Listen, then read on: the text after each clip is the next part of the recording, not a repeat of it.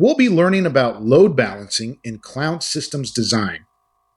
I'm Chris, cloud architect and founder of systemsarchitect.io and codeguides.io. Load balancing is an essential aspect of cloud networking systems design. It usually operates at layer 4, the transport layer, and layer 7, the application layer. Those are levels of the OSI model.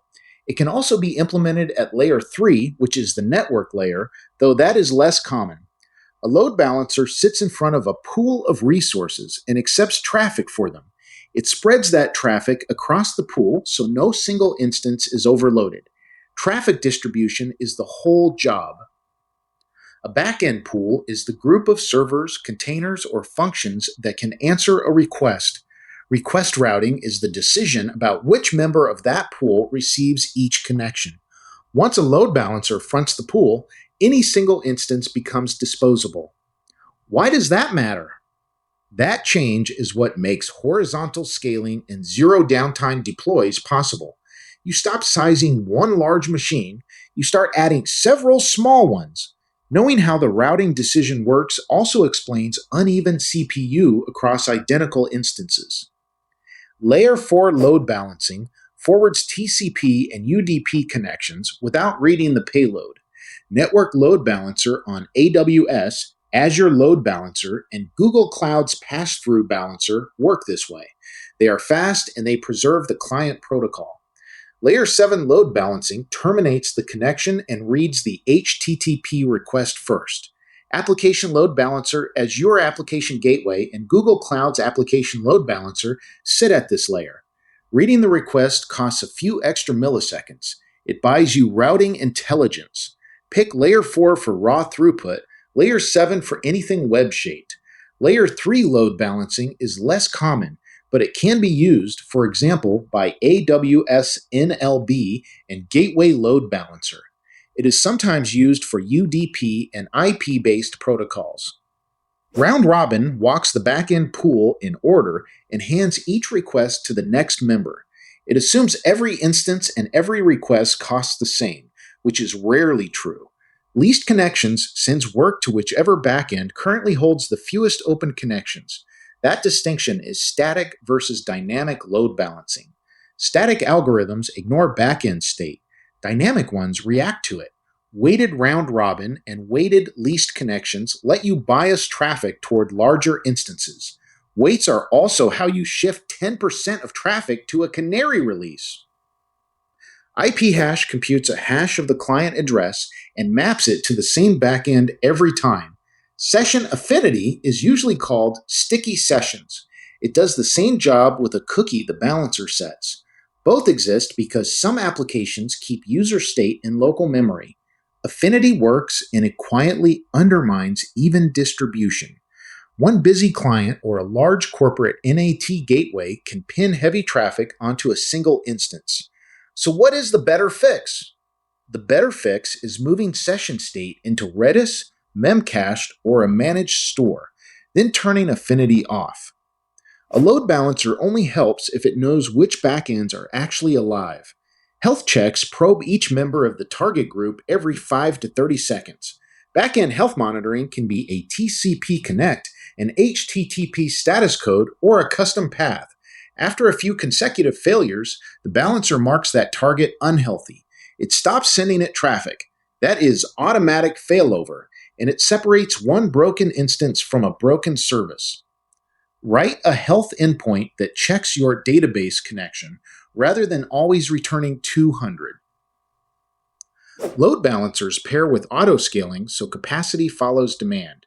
AWS autoscaling groups, Azure virtual machine scale sets, and Google Cloud managed instance groups all register new members automatically. Request count per target is often a better scaling signal than CPU. Removing an instance is the harder half of that integration. What does draining actually do? Connection draining, called deregistration delay on AWS, blocks new requests while in-flight ones finish. A graceful shutdown window of 30 to 300 seconds keeps deploys from returning errors mid-request. SSL and TLS termination means the balancer decrypts traffic and passes plain text to the backends. That centralizes certificate management and moves handshake cost off your application servers. Once the request is decrypted, content-aware routing becomes possible. Path-based routing sends /API to one backend pool and /images to another. Host-based routing splits traffic by domain name, so many services share one front end. Intelligent routing also matches headers and query strings. That is how you run blue-green and A/B splits without a deploy. Get more cloud tips at systemsarchitect.io. Like and subscribe to the channel. Follow the playlist. Global load balancing spreads one service across multiple regions, and Anycast IP advertises the same address from many locations. A single front-end IP then serves the whole planet. Google Cloud's Global Load Balancer and Cloudflare work this way, while AWS offers Global Accelerator and Route 53. Latency-based routing then sends each client to whichever region answers fastest. Geographic routing instead pins users to a region by country. That is how you satisfy data residency rules. Cross-region load balancing is also your recovery path when a whole region degrades. Reliability improves first because a failing instance stops receiving traffic in seconds instead of erroring for minutes. Performance improves because work spreads evenly and TLS handshakes leave your application tier. Cost drops as well. You run several right-sized instances instead of one oversized machine held in reserve. Operations get easier since rolling deploys, canaries, and instance replacement become routine. Security benefits too when you attach a web application firewall at the balancer and keep backends on private subnets. A load balancer is another hop, another failure domain, and another line on the bill. So when is DNS enough? For one instance serving light traffic, DNS alone or a reverse proxy on the host is enough.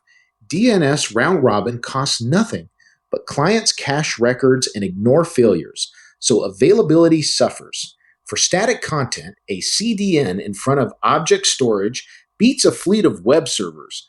Traffic inside a cluster is often better handled by a service mesh or client-side load balancing.